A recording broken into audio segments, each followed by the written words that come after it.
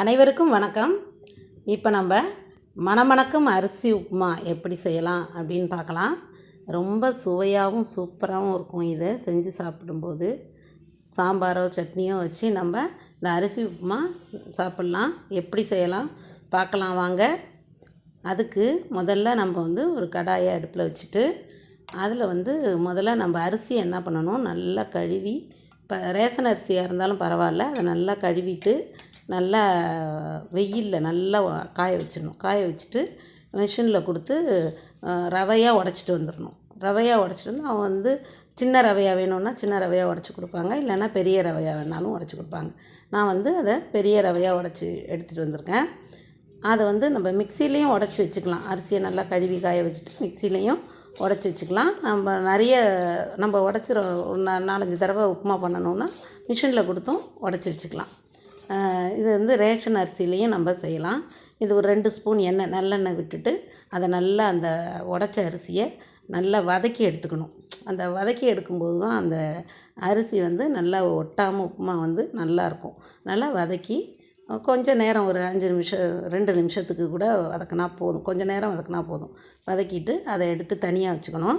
தனியாக வச்சுட்டு அப்புறம் அதே கடாயில் ஒரு தாராளமாகவே நல்லெண்ணெயில் கூட நம்ம அரிசி உப்புமா செய்யலாம். ரொம்ப நல்லாயிருக்கும். ஒரு 3 ஸ்பூன் எண்ணெயை விட்டுரும். எண்ணெயை விட்டுட்டு சில பேர் தேங்காய் எண்ணெய் ஊற்றி செய்வாங்க. தேங்காய் எண்ணெய் பிடிக்குங்கிறவங்களுக்கு தேங்காய் எண்ணெய் ஊற்றிக்கலாம். நான் நல்லெண்ணெய் தான் ஊற்றிருக்கேன். அதில் கடுகு, 1 ஸ்பூன் கடுகு, 1 ஸ்பூன் உளுத்தம்பருப்பு, ஒரு ஸ்பூன் கடலைப்பருப்பு போட்டுட்டு ஒரு 2 காஞ்ச மிளகாய் அதை நல்லா கிள்ளி போட்டு அதை தாளித்து எடுத்துக்கிறோம். தாளிச்சிக்கிட்டு அதில் ஒரு பெரிய சைஸ் வெங்காயம் நறுக்கி வச்சுக்கோங்க. ஒரு பெரிய சைஸ் வெங்காயம், அப்படி இல்லைன்னா சின்னதாக இருந்தால் ஒரு 2 வெங்காயம். சின்ன வெங்காயம் போட்டிங்கன்னா இன்னும் நல்லாயிருக்கும். நல்லா சுவை சூப்பராக இருக்கும். ஆனால் பெரிய வெங்காயம் தான் போட்டிருக்கேன். அதை நம்ம அந்த எண்ணெயில் போட்டுக்கலாம். பெரிய வெங்காயம், கொஞ்சம் கருவேப்பிலையும் போட்டு அதை நல்லா செவக்க வறுத்து எடுத்துக்கணும். செவக்க வறுத்து எடுத்துகிட்டு இது டக்குன்னு நம்ம திடீர்னு ஒரு டிஃபன் இல்லை, இதை அரிசியை உடச்சி வச்சுக்கிட்டோம் வீட்டிலனா, ஒரு மாவு இல்லை, டிஃபன் டக்குன்னு ரெடி பண்ணணும், ரவை இல்லை, மாவு இல்லை, அப்படிங்கும்போது இந்த அரிசியை எடுத்து நம்ம உப்புமா பண்ணி சாப்பிட்டுக்கலாம். ரொம்ப சூப்பராக இருக்கும். இது வயிற்றுக்கும் எதுவும் பண்ணாது, எந்த ஜீரண கோளாறு எதுவும் வராது. நம்ம நல்லா வெங்காயத்தை நல்லா வதக்கி எடுத்துக்கிறோம். அதில் கொஞ்சம் பெருங்காயத்தூள் போடணும். பெருங்காயத்தூள் போட்டு அதையும் நல்லா வதக்கிக்கிறோம். நல்லா செவந்துருச்சு பாருங்கள் வெங்காயம். நல்லா வெங்காயம் செவந்துருச்சு. இதில் நம்ம அரிசி உடைக்கும்போது கொஞ்சம் மிளகு, ஜீரகம், துவரம்பருப்பு இதெல்லாம் போட்டு உடச்சி வச்சுருந்தா கூட இன்னும் நல்லாயிருக்கும். நான் அதெல்லாம் போடலை, அதனால் இப்போ நான் மிளகு ஜீரகத்தூள் அதில் போடுறேன். வெறும் மிளகு ஜீரகத்தூள் மட்டும் 1 ஸ்பூன் அதில் போடுறேன். போட்டு வதக்கி நல்லா வாசனையாக இருக்கும். மிளகு ஜீரகம் போட்டோன்னா அதை நல்லா வதக்கி எடுத்துக்கிறோம். இப்போ ஒரு அழாக்கு அரிசி உடைச்ச அரிசி அப்படின்னா அதுக்கு 2 அழாக்கு தண்ணி, கரெக்டாக 2 பங்கு தண்ணி. கொஞ்சம் தாராளமாக வேணும்னா ஒரு கால் பங்கு அதிகமாக விட்டுக்கலாம். நம்ம 2 பங்கு போட்டாலே நல்லா பொலன்னு இருக்கும். 2 பங்கு தண்ணி அதில் ஊற்றிக்கிறோம். நல்லா தண்ணி கொதிக்கட்டும். அதுக்கு தேவையான அளவு உப்பு போட்டுட்டு நல்லா கொதிக்குது பாருங்கள் தண்ணி கொதிக்கும்போது அதில் நம்ம வறுத்து வச்சுருக்கோம் இல்லையா, வதக்கி வச்சுருக்கோம் அரிசி. அந்த அரிசி கொஞ்சம் கொஞ்சமாக போட்டு கிளறணும்.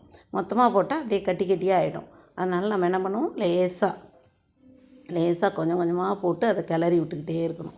கிளறி விட்டுக்கிட்டே இருக்கும்போது இது கொஞ்சம் வேகிறதுக்கு ரவை மாதிரி டக்குன்னு வேகாது. ரவையெல்லாம் ஒரு டக்குன்னு ஒரு 2 நிமிஷத்தில் வெந்துடும். இது கொஞ்சம் டைம் எடுக்கும் வேகிறதுக்கு. அதனால் நம்ம கொஞ்சம் கொஞ்சமாக போட்டுட்டு அதை நல்லா கிளறி விடணும். நல்லா கிளறி விட்டுட்டு அதுக்கப்புறம் என்ன பண்ணணுன்னா, நம்ம அந்த அடுப்பை சிம்மில் வச்சிடணும். சிம்மில் வச்சு அதுக்கப்புறம் நம்ம ஒரு 10 நிமிஷம் சிம்மில் வச்சுருந்தா போகிறோம். அதுக்கப்புறம் நம்ம வேறு ஏதாவது சட்னி அரைக்கலாம், அதுக்கு தேவையான சைடிஷ் பண்ண ஆரம்பிச்சிடலாம். ஒரு சிம்மில் ஒரு 10 நிமிஷம் வச்சுட்டு மூடி வச்சுருங்க. மூடி வச்சு ஒரு சிம்மில் ஒரு 10 நிமிஷம் இருக்கட்டும். நம்ம இதுக்கு சட்னியோ சாம்பாரோ எது வேணாலும் தொட்டுக்கலாம். நான் சிம்மில் வச்சுட்டு நான் கிளறி விட்ருக்கேன் பாருங்கள். 10 நிமிஷம் தான் வச்சுட்டு அதை கிளறிடுறேன் பாருங்கள். எப்படி பொலன்னு எவ்வளோ நல்லா இருக்குது பாருங்கள். இதில் ஒரு கொத்தமல்லி தழை இருந்துச்சுன்னா அதை லாஸ்ட்டில் அதை தூவி விட்டுக்கலாம். தூவி விட்டுக்கிட்டு அதை நல்லா கிளறி விட்டுட்டோன்னா நல்லா நல்ல சுவையில் லாஸ்ட்டில் எதுக்கு அந்த நல்லெண்ணெய் கொஞ்சம் ஊற்றுறேன்னா அது இன்னும் நல்லா அந்த நல்லெண்ணெய் வந்து நல்ல டேஸ்ட்டாக இருக்கும். சாப்பிடும்போது அந்த நல்லெண்ணெய் வாசனை ரொம்ப நல்லாயிருக்கும். சில பேர் தேங்காய் எண்ணெயில் தாளிப்பாங்க. கடைசியாக தேங்காய் தூவுவாங்க. தேங்காவை திருவி அதில் போட்டு நல்லா கிளறி விடுவாங்க. அதுவும் ரொம்ப நல்லாயிருக்கும். நான் தேங்காய் போடலை. நீங்கள் தேங்காய் வேணும்னா கூட நீங்கள் லாஸ்ட்டில் தேங்காய் போட்டு கிளறி விட்டுக்கலாம். எவ்வளோ நல்லா இருக்குது பாருங்கள். நல்லா பொல பொல பொலன்னு இருக்கும். நல்லா எல்லோரும் செஞ்சு பாருங்கள். பிகினர்ஸ் கூட இதை நீங்கள் வந்து ஈஸியாக செஞ்சிடலாம். ரொம்ப டைம் எடுக்காது. தாளிச்சிட்டு நம்ம 10 நிமிஷம் சிம்மில் வைக்க போகிறோம். நம்ம அரிசியெல்லாம் முன்னாடியே ரெடி பண்ணி வச்சிட்டோம் அப்படின்னாக்கா ஈஸியாக டக்குன்னு நம்ம ஒரு டிஃபன் வேணும் அப்படின்னா டக்குன்னு செஞ்சு கொடுக்கலாம். பசங்களுக்கும் ரொம்ப பிடிக்கும். இதை செஞ்சு பாருங்கள். இதுக்கு ஏற்ற தொட்டுக்க வந்து சட்னி தேங்காய் சட்னி செய்யலாம். சாம்பார் வச்சு தொட்டுக்கலாம். ரொம்ப சுவையாக இருக்கும். நல்ல மணமாக வாசனையாக இருக்கும். எல்லோரும் எப்படி பொல பொலன்னு இருக்குது பாருங்கள். அந்த எண்ணெயோட கடைசியிலையும் நம்ம எண்ணெய் ஊற்றி அதை வதக்குறோம் இல்லையா, அதனால் ரொம்ப நல்லாயிருக்கும். எல்லோரும் செஞ்சு பாருங்கள். நன்றி.